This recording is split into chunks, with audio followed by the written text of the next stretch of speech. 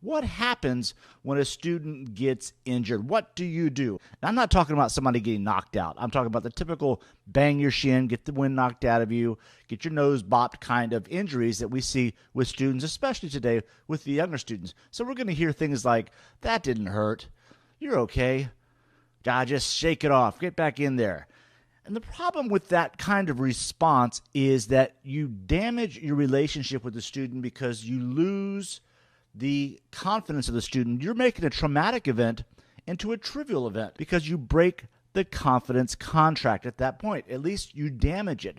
And what do I mean by the confidence contract? When a student is in your school and training, they are investing trust in your ability to keep them safe. When they get hurt, they enter, and everybody does this when they get injured, you enter a different mindset. You enter an altered state of mind. So you no longer are using the logical conscious mind. In this photograph, that's the glacier that's outside the water. You instantly, when you're in pain, go to the subconscious mind. In other words, you're not logically thinking anymore. You're in a highly emotional state. So what is said to you and what happens to you has far more long-term ramifications than they do when you're not in that altered state. So the response by the subconscious mind, again, this is not on the logical mind, it's that when you say that didn't hurt, the subconscious mind goes, yes, it did hurt. It hurts right now. What are you talking about? So there's instant confusion because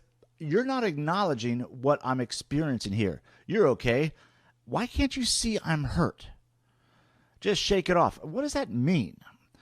So again, these aren't conscious, logical retorts to these comments. This is just how the subconscious mind responds to this attempt to make your students tougher. So what can we do? Number one, top of the list, you have to establish authority and get a confidence contract. Now, what does this mean? Well, if you're in the school and you're the instructor, you have authority in your mind, but once this injury happens, you have to establish a different kind of authority, and here's a great way to do it. You come to the student, rather than say, hey, shake it off, or you're tough, get up, you're okay. Tell them, I've seen this before, I can help you. And what does the subconscious mind respond to that with? You have experience, that's authority, you can help me. Oh, thank goodness, that's great.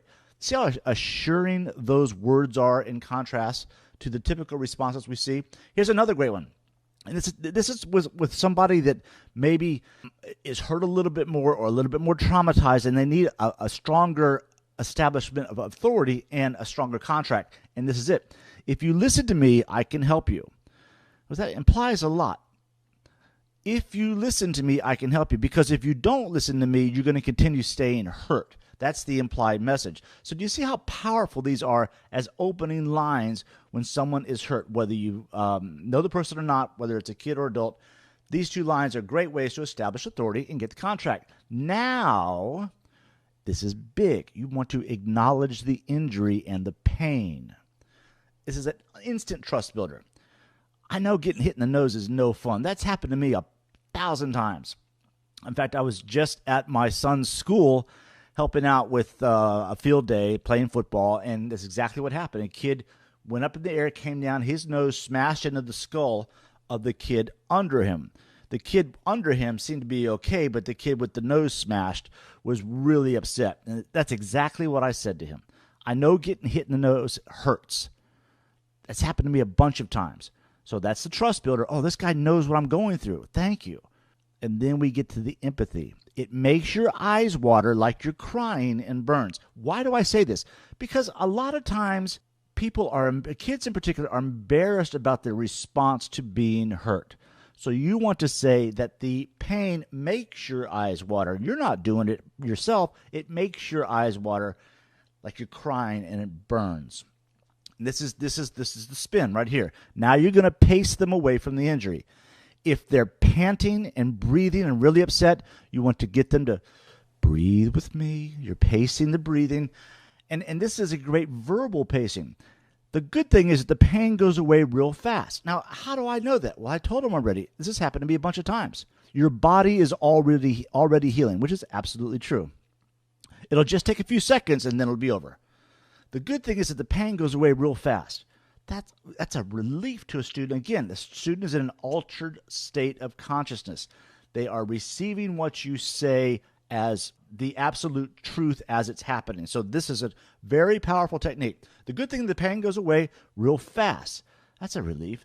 In fact, your body's already healing. It'll just take a few seconds and then it'll be over. So now you're saying, okay, I'm taking over time here. I'm controlling time.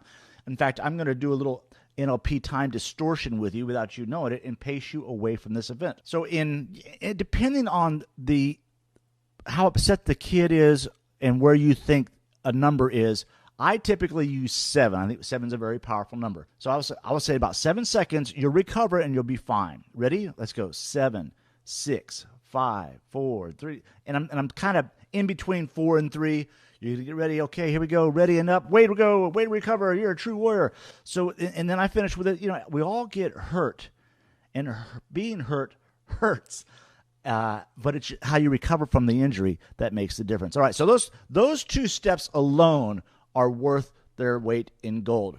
If we move on to the step 3, this is when you didn't see the injury and you suspect it may be more than what it is on the surface. This also, as you're going to see, is a great way to pace the student away from the pain.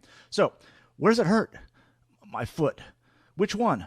My left foot. That's okay. So now we're taking over this process, and we're going to, in step 4, lead them to an inventory. In other words, now you've told me where it hurt. I want to take the focus off the pain, and here's how I'm going to do it. Which one hurts? My left foot hurts. How does your right foot feel? It's okay. Your left knee? It's okay. How about your right knee? At this point, a lot of times with kids, they'll start to laugh. You've distracted them completely away from the pain by making their mind go to areas of their body that doesn't hurt. If I have a kid jams his finger, I take him to the other hand and I have him go pinky, middle finger, index finger, thumb, pinky toes, and then I'll take him down to his toes. Well, do your toes hurt too? And again, at that point, typically they start to laugh. And then you go into, okay, well, you're recovering real fast. You can see that the stuff hurts, but it goes away pretty quickly, all right? So ready to stand up? Let's go. 1, 2, 3, up. So there you go. That's how you deal with students that are injured as a professional using what teachers do, and that is the power of words. Let's take a quick review. First, establish authority. Get that confidence contract. 2, acknowledge the injury and pain. 3, ask for specifics if the injury is not obvious. And then ask the student to inventory the rest of his body, truly to find out if other places do hurt, but mostly to, again, pace them away from the pain.